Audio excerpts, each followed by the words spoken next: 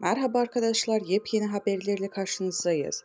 Burak Özçivit ve Fahriye Evcen Bodrum'da yaz sezonunu açtı.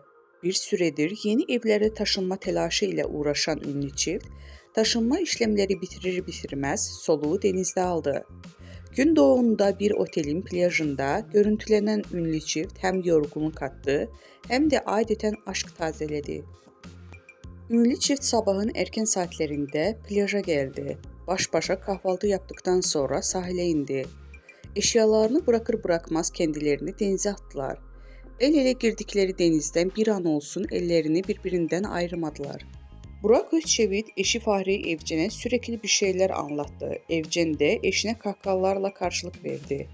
Ünlü çift baş başa kaldıkları denizde adeten aşk tazeledi. Fahriye Evcen mor mayosu ve fit haliyle göz kamaştırdı.